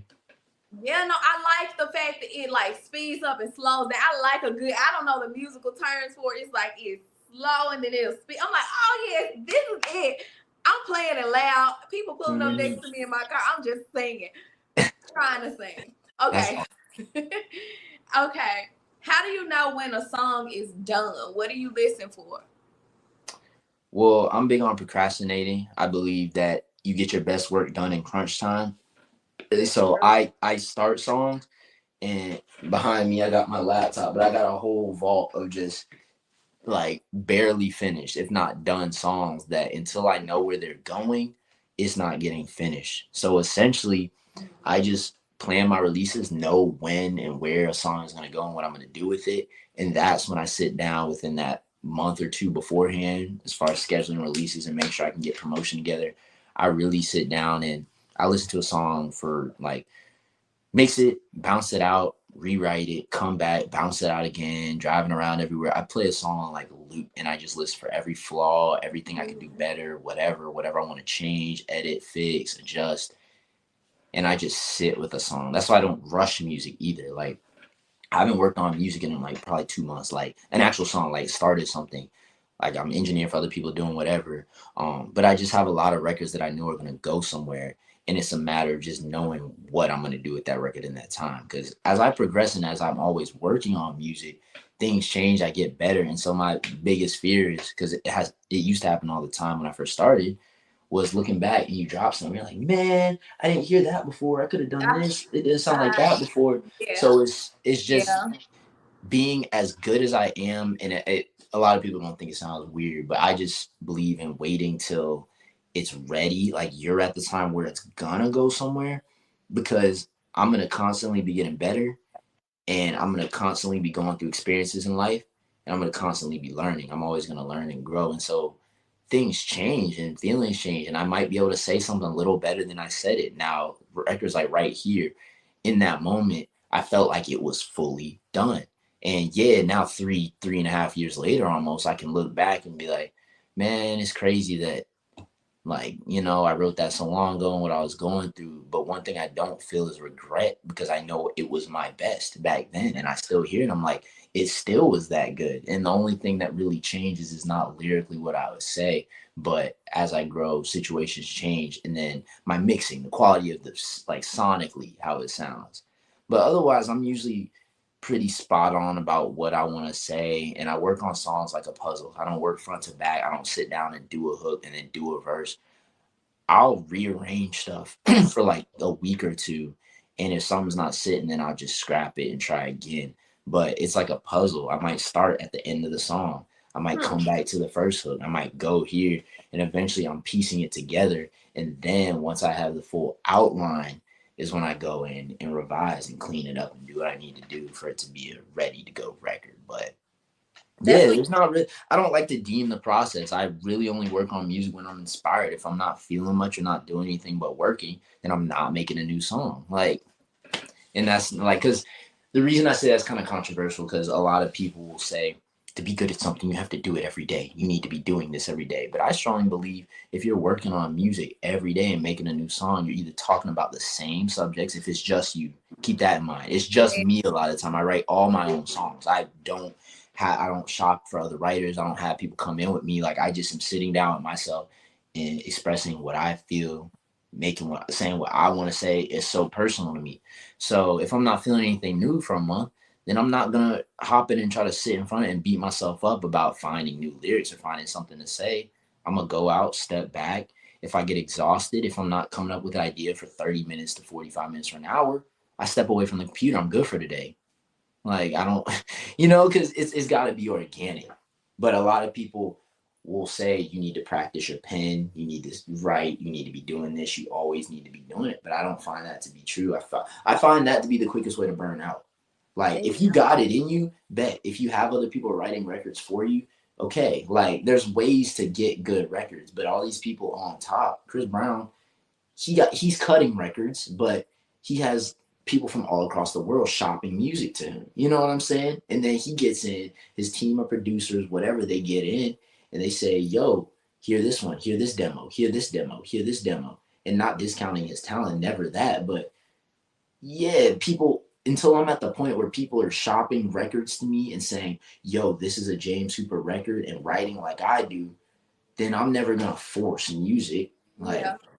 but I just believe it's gotta be organic. For it to be your best, it's gotta be organic, because you can tell Yeah. when somebody's faking something and when somebody's being authentic. I agree. I am an advocate. My people on YouTube know I'm an advocate of working in choppy pieces. I'm Hmm. not a musician, but I definitely work sometimes from back to front, middle to back to front. Like so I definitely relate with that. As you can see behind me, I draw.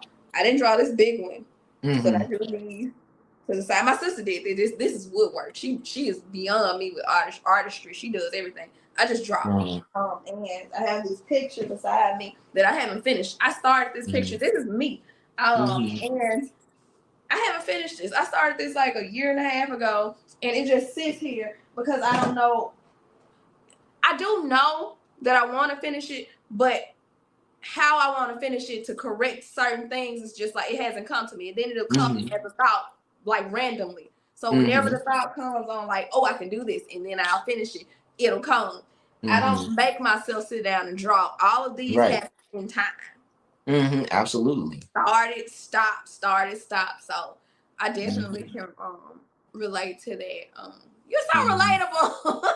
Like I keep on addressing everything that you're saying. Yeah. Hmm. Takes one to know one. Okay. What role has God and prayer played on your journey? I know that we have communicated outside of this, but just for the people, what role has He played on your journey? And has there been times where you had to rely completely on Him and prayer to get through a project or just to draw inspiration, period, in your life, bro? Hmm. I just think like God's definitely given me clarity. Um, I think that because I feel like I'm not like in my faith enough to where I hear directly. I really want to get to that point where it's just clear, like I clearly know what I'm being told to do. But I feel like a lot of the time He shows you through experiences. And like I said, all my music is from experiences. So the hits that I'm writing, like one of my most popular songs is the one on my last album, Elevate 3. I'm not sure if you checked it out, but it's called Used to It. It's so cinematic, and that's how I describe my music a lot of the time, like movie score, like cinematic, like dramatic. You feel it. It's not like you're just listening. It has a hit and beat. It's like it resonates with a lot of people. And my cinematic songs like Improvise, Take It Back, Used to It, they just come from my experiences. I So love I don't like to put it into perspective, so I'm not dwelling on it, but I don't delete pictures of my exes or past memories. I don't delete it all because it defines me. It was a part of my journey, and I appreciate it. Even as toxic as something could have been, I appreciate it because at the end of the day, you learn from what's not good for you. Like there's nothing wrong or bad that happens in your life. Now, I mean, I know there are things that are bad. Like I'm not gonna say a gunshot wound is gonna teach you a lesson, but as far as certain things like experiences, every experience you go through, the toxic ones, the crazy ones, the dramatic, the emotional ones, it all, you grow from it. You either get so beat down from it that you understand now what rock bottom is, or you grow from it directly, and it might not be significant growth, but that one ex that was talking behind your back and doing you shiesty, you know now what you don't want to deal with in a relationship, you know? So it's simply just learning. And I feel like God has just put a lot of experiences in my life to help me understand and process, and out of it make good music. And like you said, relatable. It's not even like I'm out here trying to say the perfect thing. It's just things I've gone through simply, and I'm an open book about it because I mean it's nothing crazy. Everybody goes through things. You guys, I definitely want to pause here to say, to piggyback off of what he said, his music is so relatable. It's not just a song just to put out for you to be bopping to, okay? Mhm. Y'all want to hear something real? Definitely check out James Hooper. Y'all check him out. I'm primarily on Apple Music with it with him, but definitely check him out. It has substance. It has so much substance. I promise y'all will not regret it. His information is floating below. So you guys definitely tap in. Tap in for me. I promise you, you will not regret it.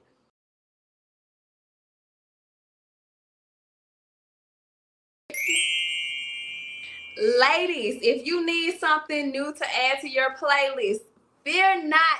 I am here to the rescue, and James is as well. You guys, if you want something to ride along to in your car, or if you want to hear what I'm listening to currently on Apple Music, you guys, fix your ears on this. Add them to your playlist. Add them to your playlist, you guys.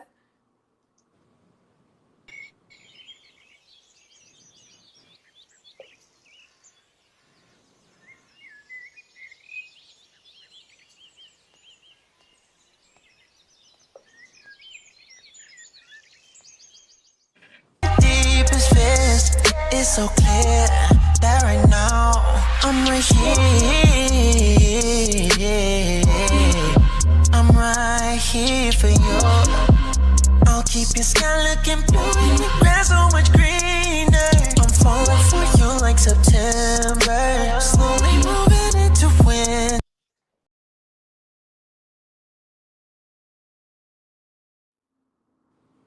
I'm gonna hop back into the question. Okay. What experience would you say has been the most rewarding experience on your journey? The most rewarding experience was definitely the movie I was in. That was just a testament to a lot of things, not only God's grace and abilities, but just that was such a flip. That was such a flip for my life to be signed in 2019, like coming out of high school to be signed and then hop in my first movie. Like, I'm not sure how aware people of the certain people, but like Kim Fields played my mom, Richard T. Jones played my dad. I got to meet Brandon T. Jackson at the premiere of it. I just got to be involved with a lot of veteran actors, and I grew up watching them on TV, and that was a year later after not being an actor at all. That was definitely rewarding. Like I said, got to go to Bermuda, paid trip, flew out there, talked to 3 middle schools. Bermuda's not huge, it's like 30 miles of an island. It takes you an hour to get across the whole thing on 25 miles an hour, just to put it into perspective. But got to speak to 3 schools there. Got to premiere my film out there. Got to go to LA for the red carpet premiere. Was in the red carpet premiere out here in Atlanta. That was my taste of what it was like to be a celebrity, and it was surreal for that. Like, it was something like, now I hop back in my music bag, so I don't act as much anymore because music is my true love. But that was something where it was like, yo, like this was for me. There was no other way to explain it. Like, I botched the audition, but I got a call back miraculously, and I did that audition much better. And when I was talking to one of the directors, and I was like, did I do a good job of the part? And she was like, you really look like who we needed. Not in a disrespectful way, but like, it was more so just my look for it. And yeah, it was just something that was the most rewarding thing I've done. I've done a lot of rewarding things, and I've had a lot of success come through the music.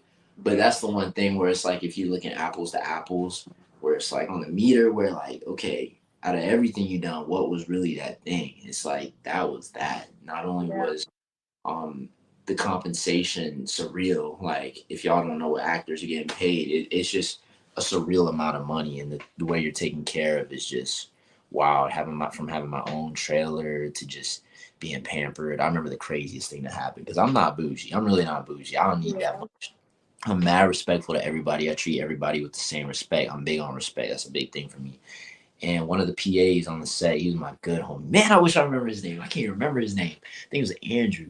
But I met him the first day, and I was hungry. I hadn't had breakfast, and I'm in my trailer. He's like, oh, I'll run and go get you breakfast. Bring it to your trailer. I was like, dog, what?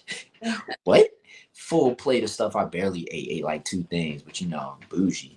And then when we were standing outside in the sun, he was holding an umbrella over me, and I was like, bro, I'm good. You know what I did? He's like, I actually have to. It's my job to keep you out of the sun. And I'm like, bro, you're holding an umbrella for me at the red carpet premiere in Atlanta. I have my own personal security guard standing beside me and my family at the end of the aisle, just like.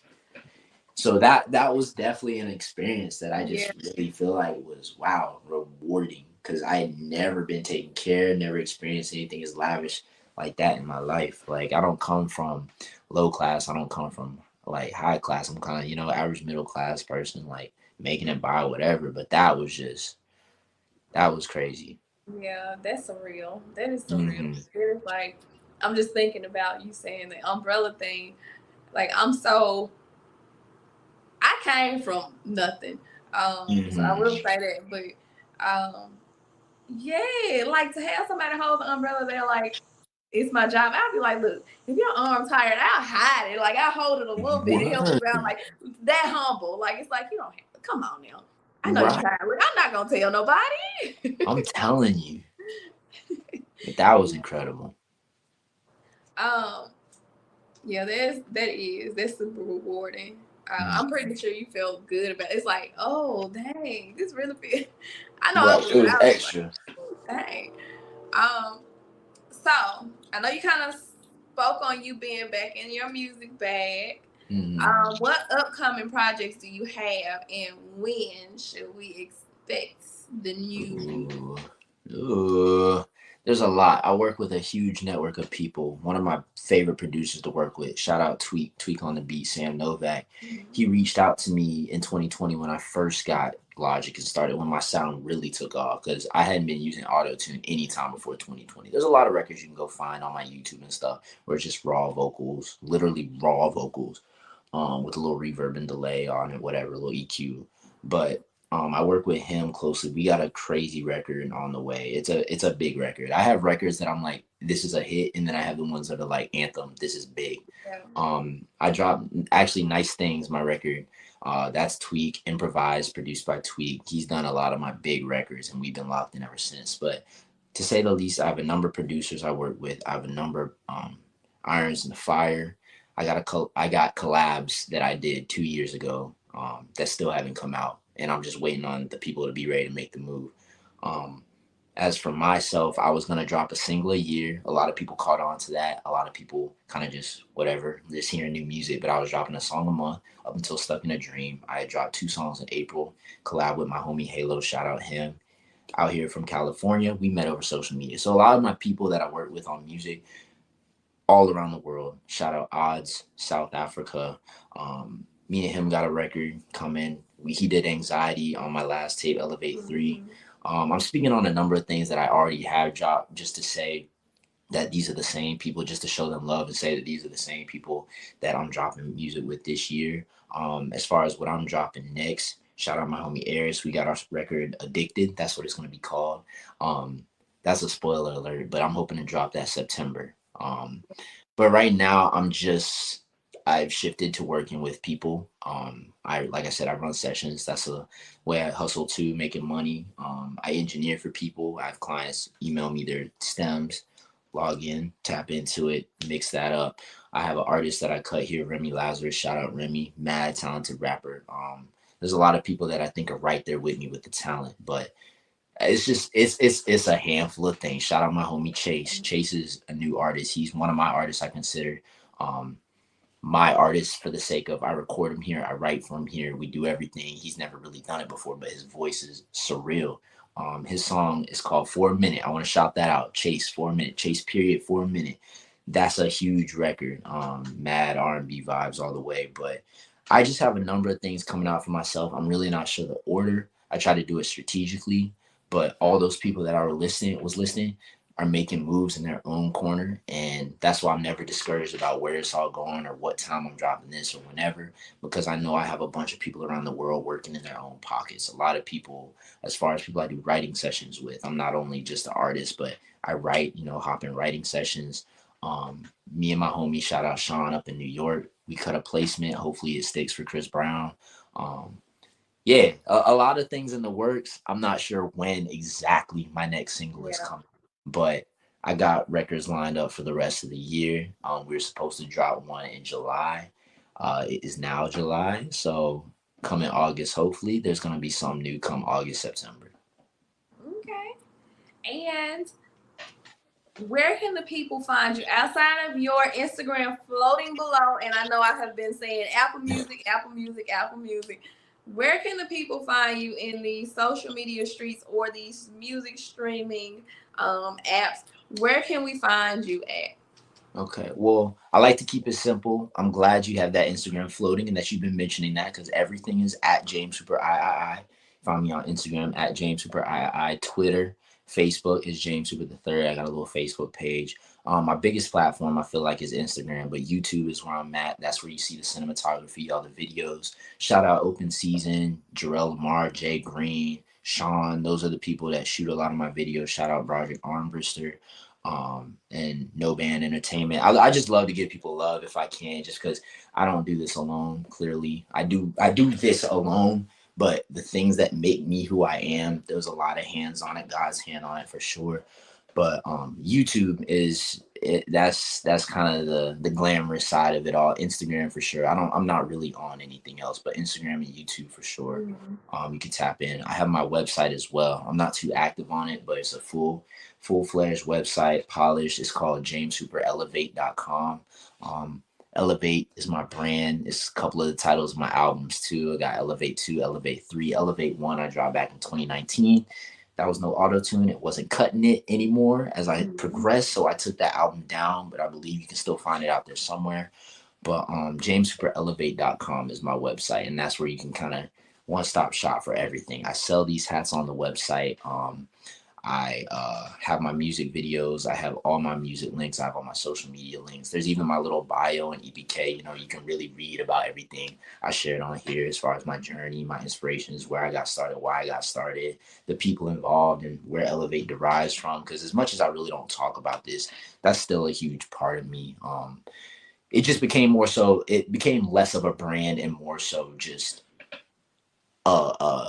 not a motto, but more of an anthem, what I live by, more of something I live by. And the reason I called it Elevate is because my friends and I were going through a bunch in 2019, just a bunch of stuff. It was a growing period for all of us, transitioning period, and just overcoming everything. I mean, simply the whole journey from overcoming those struggles that year, from overcoming my shyness to become a singer, from overcoming, you know, my shyness and even, I guess, resentment towards, not resentment, that's a strong word, not resentment, but hesitation towards being an actor, leaping and, you know, going to college. Like I studied business management in college. A lot of people don't know that.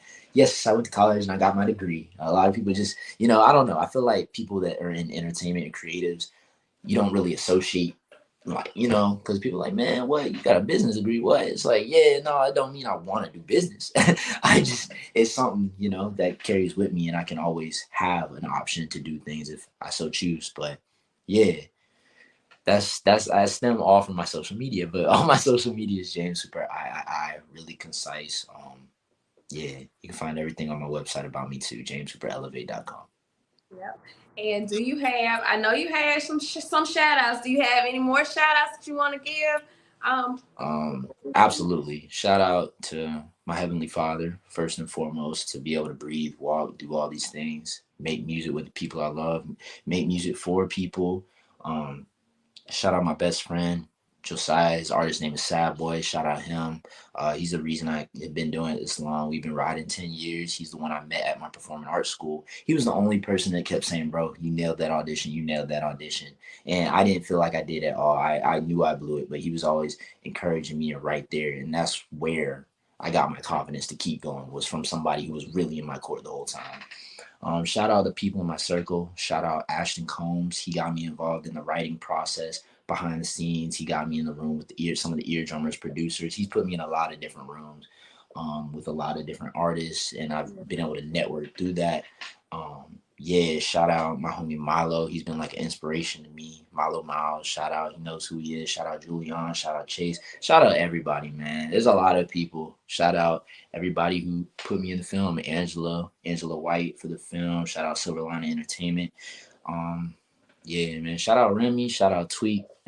I could go all day, but there's a lot of people that know they're important. Everybody who's had hands on this journey has meant something, all the way from the first person to the last person, you know?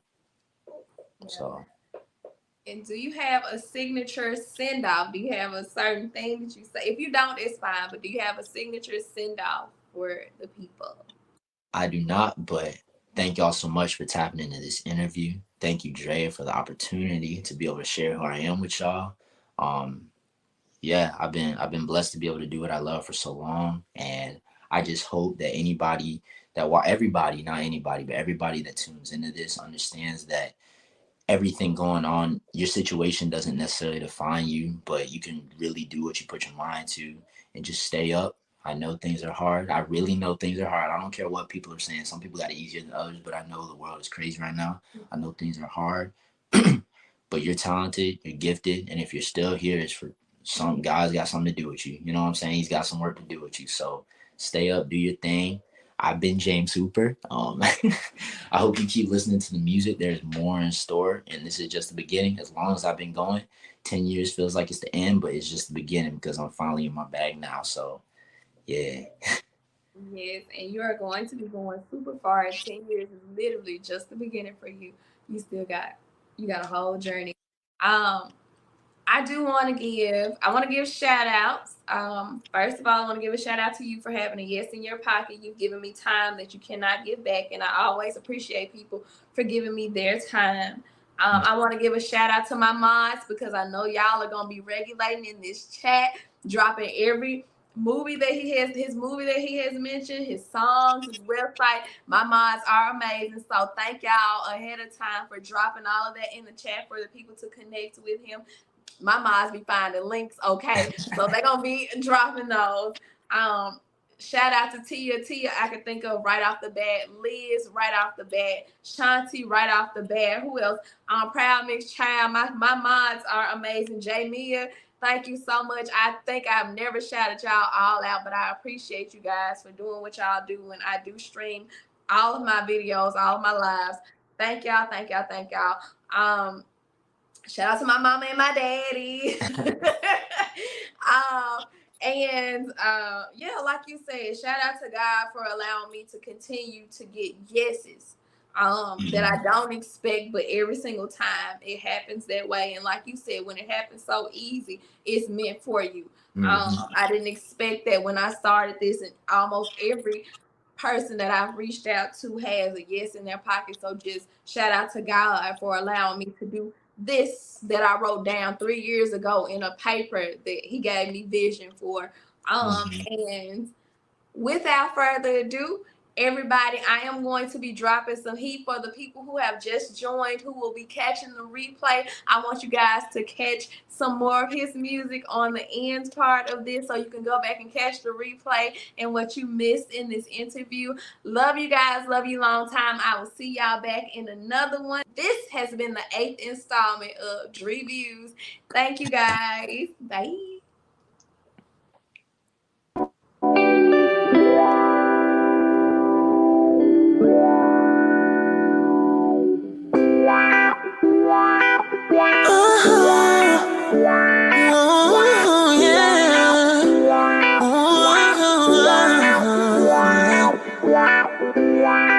Things fall upon me, and never down on you. Just tell me where I be, and would you be next to me? Would you be next to me? Would you be next to me? Would you be? Every time the sun comes up, even on the rainiest of days, I've been craving on your love. I wouldn't have it any other way. Keep it real, don't you feel?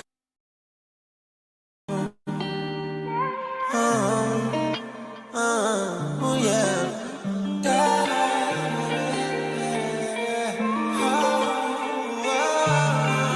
You can get so animated, but I'm always wanting you adjacent. It don't matter how much time we take. You new to this, we new to this. Don't need to be shy, I see you comfortable.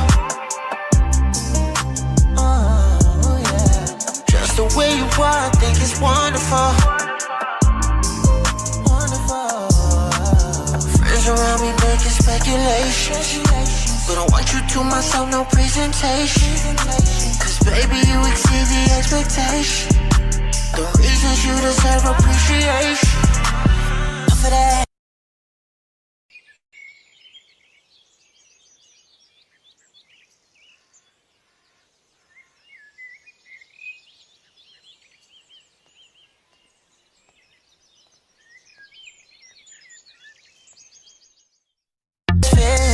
It's so clear that right now I'm right here. here for you. I'll keep your sky looking blue and the grass so much green.